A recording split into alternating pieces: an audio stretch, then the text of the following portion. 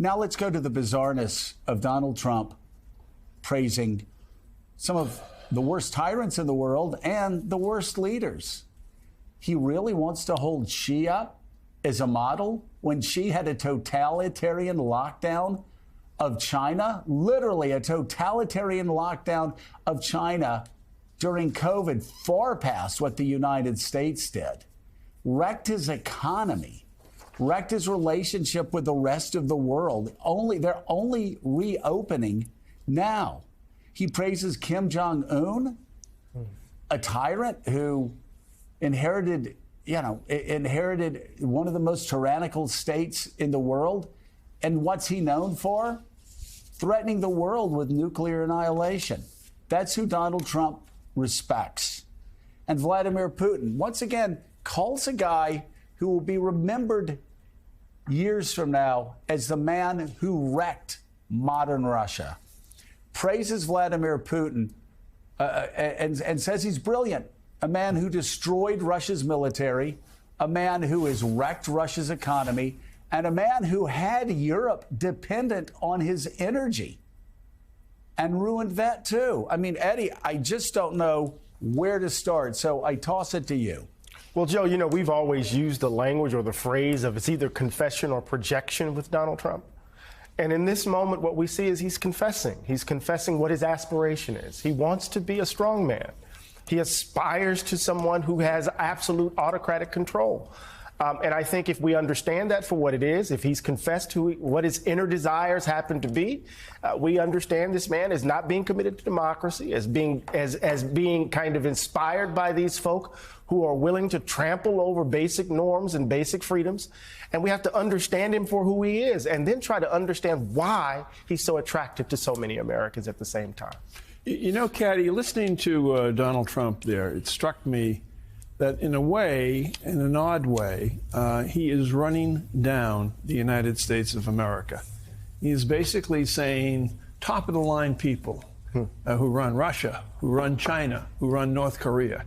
He is basically saying to people, you'd be better off if you were living in Beijing or Moscow or somewhere in North Korea than you would be living in Chicago or Gardner, Massachusetts or Lafayette, Louisiana. You'd be better off anywhere but living where you are now because we don't have top-of-the-line people. And I'm wondering how long it takes, maybe forever, before other Republicans who are the leaders in the Republican Party or ordinary Republican members of the House and the Senate to realize that this guy's focus is not only on himself, but it's also conjoined with running down the country that we live in and love. Yeah, I mean, he starts that whole segment by saying our guy isn't top of the line. And there is a direct comparison being made between the American leader, Joe Biden at the moment, the president, and all of those others. And I think you're right, Mike. It's the fact that he goes through all of them. I mean, maybe if he was just talking about Xi Jinping, you'd say, OK, well, he genuinely believes that Xi Jinping is a super smart person. But then he goes on and throws in all of the others, too. And you start to think, and when he says about Kim Jong-un, well, he has total dominance. I do think that's kind of a giveaway, that it's actually the system that gives Kim Jong-un total dominance that so impresses Donald Trump, as much as, his claims that it's the individual himself. It's hard to believe that more than 2 or 3% of all Republicans would actually agree with Donald Trump in their assessments of Kim Jong-un, Vladimir Putin and Xi Jinping. The problem is you're not going to hear much pushback from any of them now because they are all so in hock to him for the primary process, at least, and don't feel that they can criticize him. But I think you're right. He's comparing systems as much as he is individuals here. He likes that they're authoritarians, like he wish he could be, and also he likes that they flatter him, which they're all smart enough to know is the way to his heart. Tell him he's great, he thinks you're great. He actually, Michael Steele, in that interview last night, just offered up, kind of out of nowhere, praise for California Governor Gavin Newsom. And he said, well, he was always very nice to me, so I like Gavin Newsom. That's all it takes. That's the standard. If you flatter me, you're good. You're good with me. But we kind of skipped over the very top of that soundbite where he said, if I'm convicted of a crime, I will run. He can still, you can run for president if he's convicted. He could run for president from a jail cell if he wanted to. But it gets to the point that We're in the middle of this Manhattan DA's case right now, and we'll get more in December. It's going to be a while. But between now and then, there's a lot more coming. There's Georgia, there's Jack Smith, the special counsel. This is just the beginning of the road for Donald Trump in terms of his legal trouble. It is, and I know a lot has been made of the fact that the Alvin Bragg investigation and prosecution is now pushed into the fall, and people look at that as a problem. I don't. I think that you'll have Georgia, and you certainly could have Jack Smith's investigation, special prosecutor investigation of January 6th, drop in between that, and will reset the table narratively, obviously, and reset the table politically, because those are bigger cases. And I can't help but think my own sort of political machinations around these things, Willie, to say that that's a level of not necessarily deep coordination, but good coordination to have that happen. And not saying that it is coordinated, but I'm just saying politically and just looking at that timeline, it does present a real problem for Donald Trump. Donald Trump's attitude is, I don't care. Who's going to stop me? I'm going to go and I'm going to run because I can. They want me. The party wants me to run. And there will be, folks who will try to get in the race and those who get out of the race, but he will be the constant.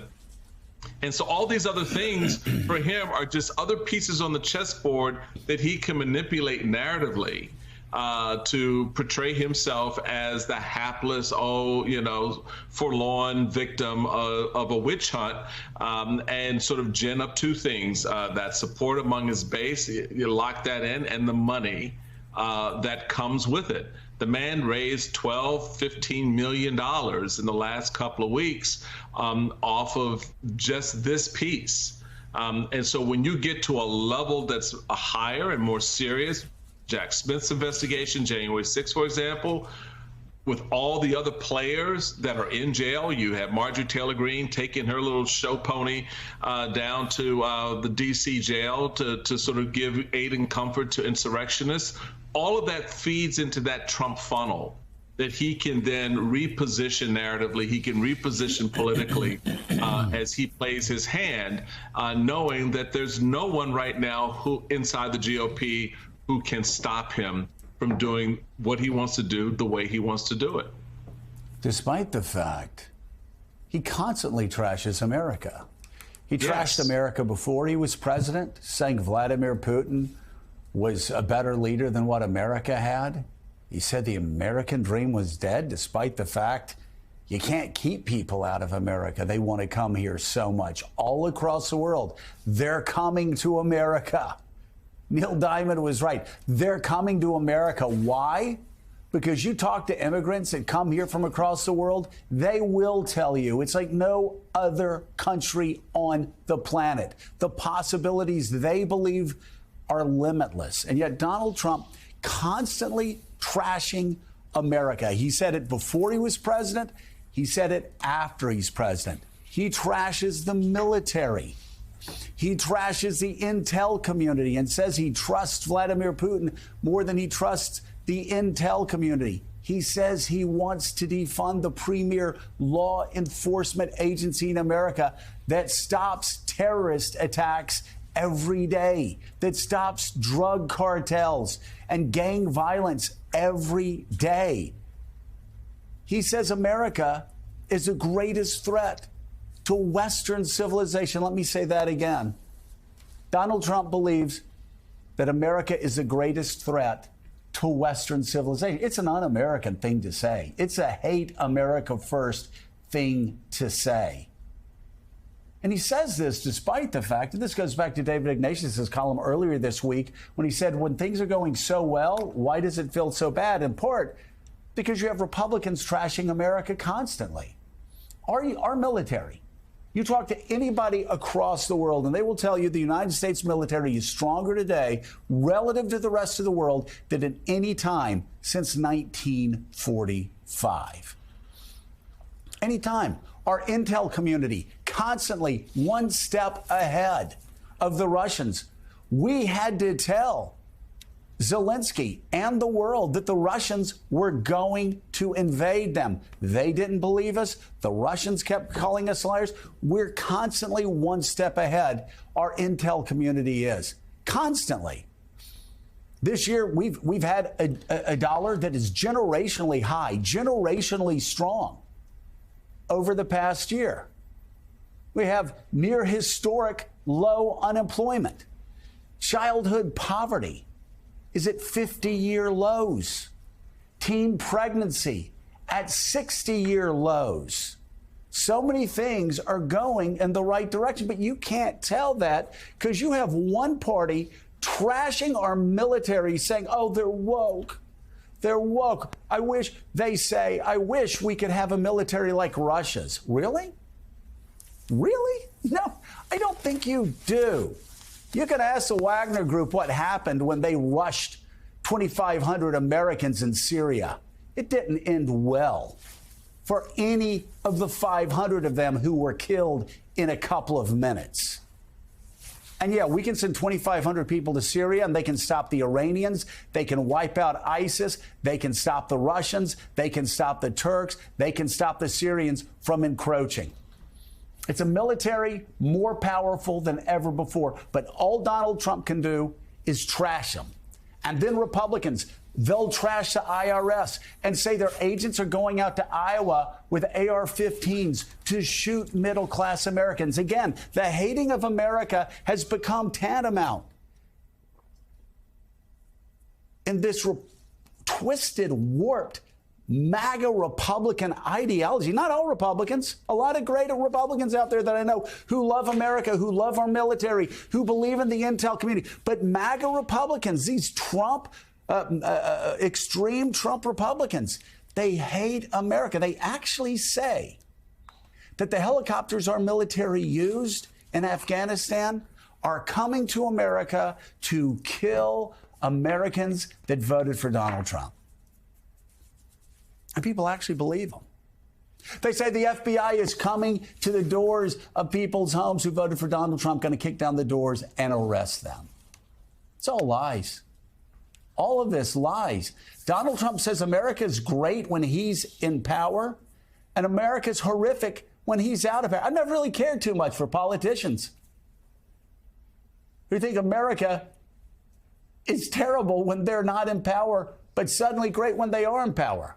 And I don't think much about a large segment of a Republican Party that allows a man to praise Vladimir Putin, praise Xi, praise Kim Jong-un while trashing the men and women of America's armed forces. It's really twisted.